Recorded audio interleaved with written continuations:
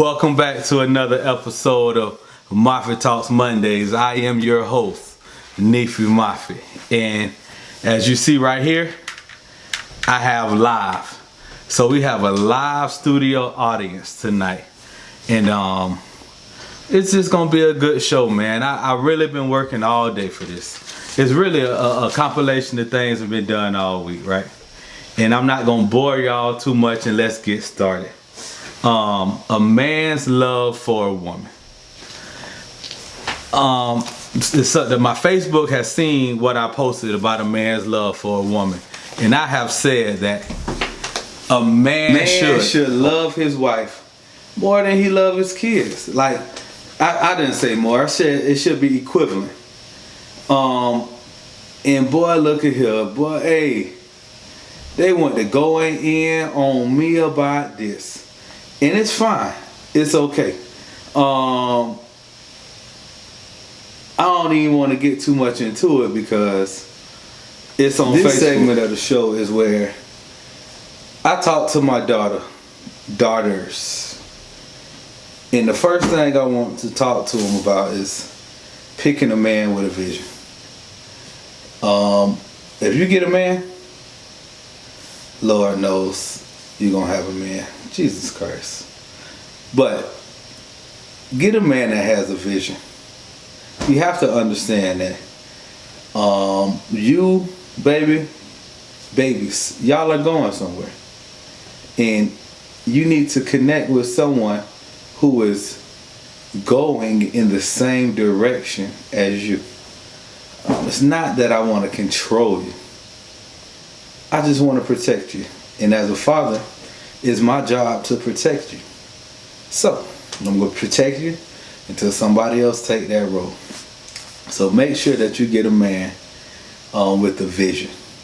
Vision is the number one quality he needs to have.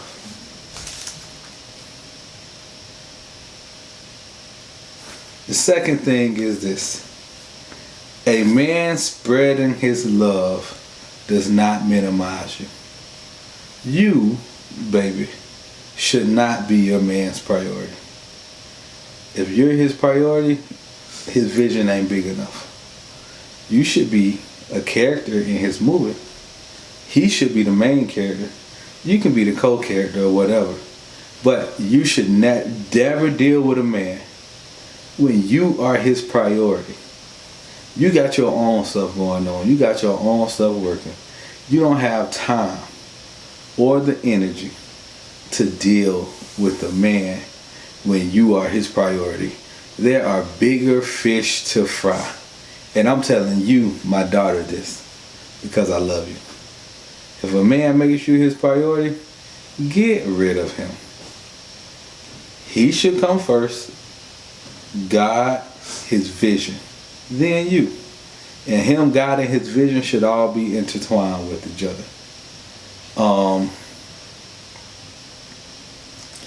And now, this is a good one. And hey, live, I want y'all to tune in on this one. How someone should approach you. My daughters, listen. Y'all are blessed with a man like me in your life. I've been talking to you your whole, ever since you penetrated the egg, I've been talking to you. So if a man cannot talk to you, if a man cannot come up to you and say, good afternoon, how are you doing, and hold a conversation with you, not no, put me on, or put me down. I don't care what them little idiots say. That you are way better than that. They need to step to you in the way that you need to be stepped to.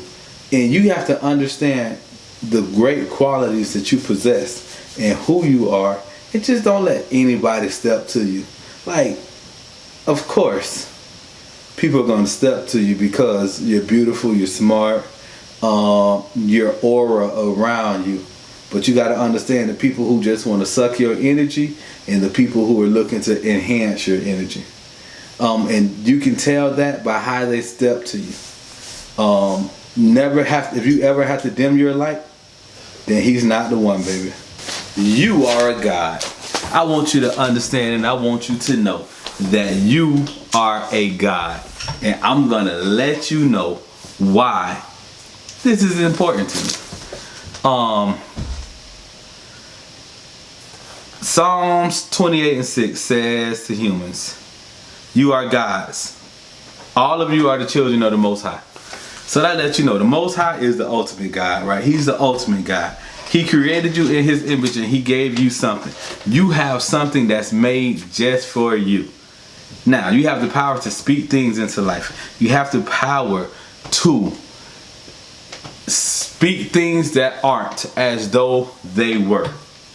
That's that God power that's in you. When Jesus talked to the tree, shrivel up and down, man. You ain't got no fruit for me. Jesus, how you did that? When you say it and don't doubt it, it shall happen. So, I got this friend, right? And she always say, what? First of all, women from Oakland, Philadelphia, New York, and Fort Lauderdale are some of the toughest, roughest women in the world. They are genuine and caring, but Jesus Christ, they like, boy, I don't know what's the hardest mineral to mine. Whatever the hardest mineral to mine is, that's how them women are. Chicago women, depends on what side of Chicago they come from. But yeah, them some rough women, man. My dog from Philly say, what that's gonna do for me? How the heck? I say, man, look, let me tell you. You are a superhuman. Being that you're a God, you have superhuman abilities. The abilities that you have, the abilities that you possess are superhuman. It's like a deity. You know, all deities have purpose. All deities have something that they're good at. You have something that you're good at. You have something that you're a God at. And that's the purpose in which you're created. And if you don't use that, you lose that. It's like our talents. Everybody has different talents, but you have to use yours.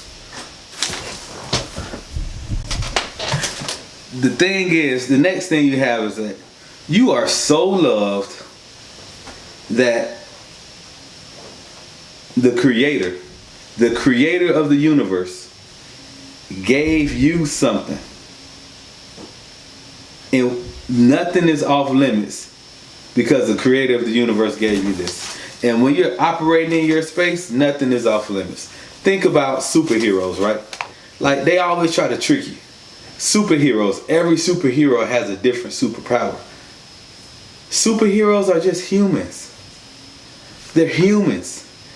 Each human has a different power.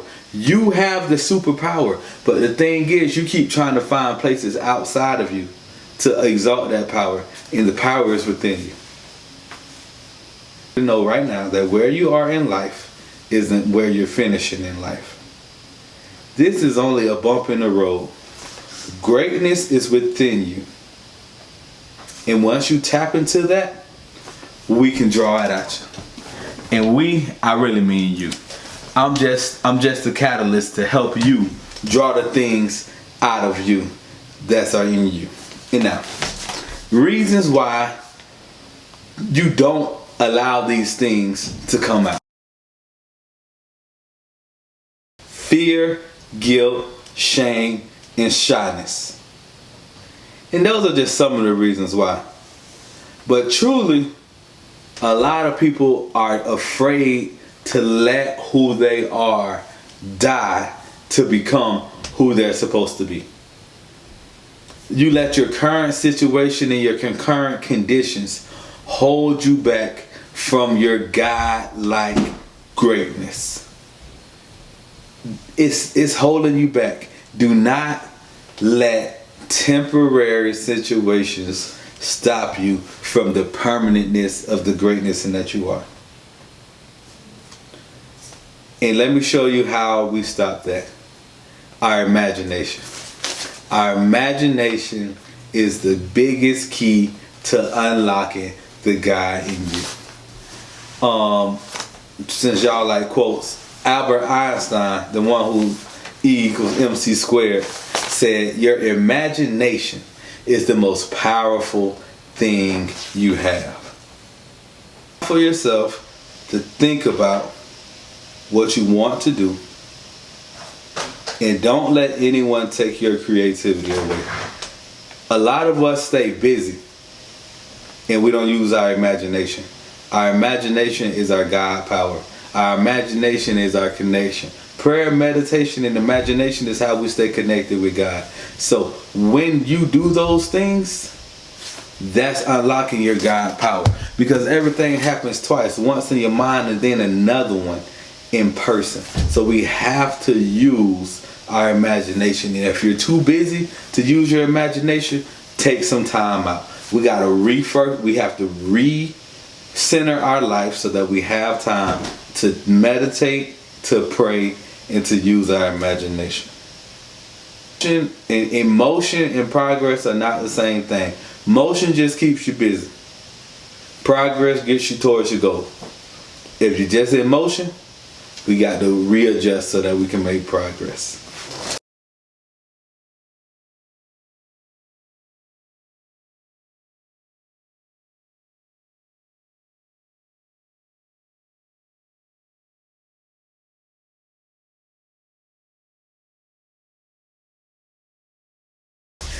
In this segment of Moffett's Dating Tips, we're going to go over some of the things that people want to know. People have asked me these questions and they wanted to talk about. Or I asked them these questions and I want to tell y'all what they said. The first question is, when do I let go? So I've been in a relationship and it's been on and off, but it's not moving anywhere. But we're still intimate, although we're not together. But when do I let go?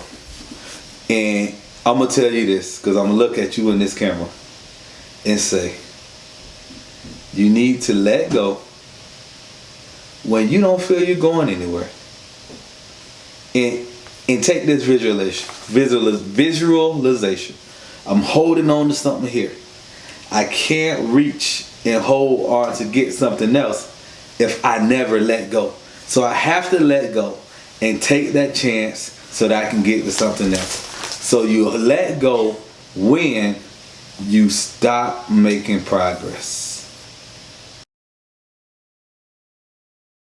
Why don't men take women on dates? I'm gonna give you a now versus then. Back then, look, I ain't even gonna lie to you. I met my wife in college. Dates. Yeah, our dates was a $10 Papa John pizza. We ain't going nowhere. We were broke college students. But in the dating world, men don't take women on dates because women just want to spend all your doggone money. Dating and talking is the same thing. Why do I have to spend money to talk to you to get to know you? Why do I have to spend money to talk to you to get to know you? That's ridiculous. We're not going on a date until I know that you can have a conversation. I'm not just gonna feed you Netflix and chill. Nah, that ain't it. But hey, I want to go somewhere where we can talk, where we can meet, where we can just have a conversation. A lot of times dates about how much money you can spend, or I'm not in this meat swinging contest. Hey, if that's, go for that. I want to get to know you. You get the benefits of me after I get to know you. So that's why they're not really going on dates anymore. Now, these young fellas, they just hey, if I can get everything that I want from you and I don't have to date you, I don't have to take you nowhere, then I'm gonna do it. So if you don't be easy. Like, understand that, hey, this is how people work. This is what people want. So if you understand this and know this, hey, look, this is not what's going on. We're not going to my house. We're not doing this. These are my non-negotiables. And if we're going to get to know each other, we're going to go out and get to know each other. Hey, you don't have to, I want to make sure that I'm going to buy my own meal, right? Ladies, when you go on a date, buy your own meal. Now, because men, right? Men think date means at the end, the D, okay? I just want y'all to understand that. And if you're not on that same type of time, don't go on a date. Test everything. Don't take his word for nothing. Look, somebody in the chat just called me a liar. And it's okay. To that I say, test everything and don't take their word for nothing. I hear you, I understand it, but I'm from Missouri. You gotta show me. Or what I used to say, don't talk me to death. Don't talk me to death. When you talking me to death, that means you ain't showing me nothing, and I ain't got time for that. So, make sure that people show you what they're about. Hey, a young lady asked me today, she say, Coach Moffett, why do dudes want to go 50-50 with everything? My daddy don't pay for nothing for my mama. Why are these dudes 50-50? And I say, look, you know what? I was a 50-50 guy. I met my wife, she was 19. I was 19. Like, man, we ain't got nothing. We grew up together and everything was intertwined. So we just shared everything. But in instances now, you go 50-50. I don't know. I don't believe in that, dog. I don't believe in that. Like, now, you gotta have your own. You gotta have your own. You can't go 50-50 with no woman, man, because they ain't never gonna respect you. Women don't respect men that ask them for stuff. So, make sure that you can take care of yourself and you can do everything you need to do. And then you move her in your house. You move her in your space. The number one mistake happens when a man moves into it with a woman. Once you move into it with a woman, she ain't really respecting you. She's not. Oh, nah, dog. I don't care what you got. You can sell your house and move into hers, and nope, we ain't doing this. For me, I'm not living with nobody. If you established and I'm established, and you don't want to live with me, we can live together, right? But we can pick something, we can go. Or you can go by your. I'm gonna be good without you, so you can go about your way. So, man, make sure that you don't, especially like in the relationship now. You know, if y'all young and in college and you're under 21, you're under 25, and you haven't established yourself, you probably shouldn't be trying to date outside of the group of women that you are in. Meaning your peers and your co-workers. And if y'all are doing the same thing, of course they know you ain't paying for everything. Yet. Now you can work up to it, man, but I don't see no 26-year-old just, okay, boom. I done got myself out of that, and now I'm carrying your load too. Nah, y'all got to grow together, or pick them young. All right, folks, listen. Young women don't have a lot of expenses. If you catch one, her junior, senior year in college, when you under 26, they don't have a lot of expenses. So get them type of women. If you want to take care of somebody, don't come trying to take care of this fully established woman who spent $200 on her nails a month, $150 on her eyebrows, another $75 on her eyelashes, $400 a month on retwisting her hair, retying her hair, and then she got a wardrobe budget too. Like, man, listen, you set yourself up for failure if you try to pick one of them women now. Get one of them young women and let them habits build so that you can afford it. Don't get in over your head, because I always tell them this. Don't start something you can't maintain. So if you can't maintain this lifestyle, don't even try to give it to her. It's pointless. It's pointless to try to give her a lifestyle that you cannot maintain. So don't do it. How do I approach a woman? Coach Moffett, man, how do I approach a woman? Hey, look, I'm gonna give you. It's a Moffitt's talk. I'm gonna tell you how I approach women. How I approached. I lied. I still approach women.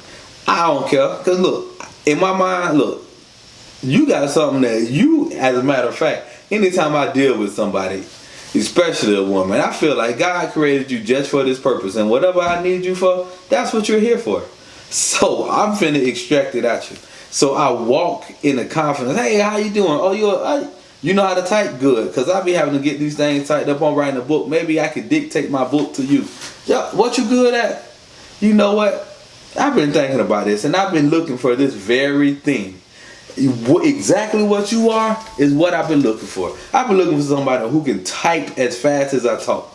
So you got to know, first you got to know what you have, know what you're doing, and then apply this to the women that you're dealing with. Walk up to them with confidence, man. A woman loves a confident man. Make sure your breath smells good. Y'all know how they do it, Nicky. Alright, listen, man, keep some gum in your pocket, dog. Like, you know what I'm saying? Make sure that your breath smells good. And walk up to, excuse me, man, how you doing?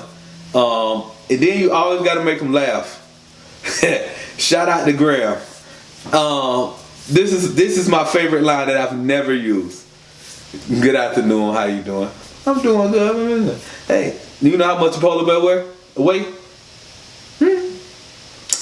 How much does a polar bear weigh?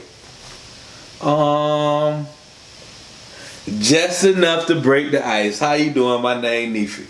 And when they giggle, cause you gotta make them giggle, dog. Oh, you so, and then you just play on to whatever they doing, man. When you talk to, don't come in trying to show, don't try to impress. Make them laugh. Make them laugh, and always offer them French fries. Women love French, like they'll just talk to you and eat French fries. You know, so come with something and make them laugh. This is how you approach women. Single like a married man. Boy, look at here. Look, hey, my wife is behind this camera watching me. Single like a married man. A lot of women say married men always shooting their shot. You know why? Because married men have something to fall back on. And when you understand that you are the fallback plan, your confidence is always going to be there. You have the confidence to do the things that you need to do. You have the confidence. Like, if you get rejected, it's just an opportunity. If you reject me, that means you weren't for me. You just missed out on your lottery ticket. My agent used to say, hey, man, one of my boys used to say, hey, when he tried to talk to a girl, she rejected him. So you pay the lottery? You just miss your winning ticket and then leave. Man, you got to have that type of confidence when dealing with them. And it doesn't matter who you deal with or how you deal with them. You got to have that type of confidence. Thank y'all for tuning in to another episode of Moffett Talks, Moffett Talk Mondays. I am your host, Neefy Moffett, and you will be seeing this on YouTube. I'll cut it up, put it on TikTok, put it on my YouTube shorts, put it on my Facebook shorts. Don't be afraid to talk to me. Email me at neefymoffett.com. I mean, not neefymoffett.com. neefy.moffett@gmail.com. You can hit me up on my Instagram at Neefy Moffett. You can hit me up on TikTok at Moffett Talks. Don't be a stranger. Thank you very much, and I'll see y'all soon.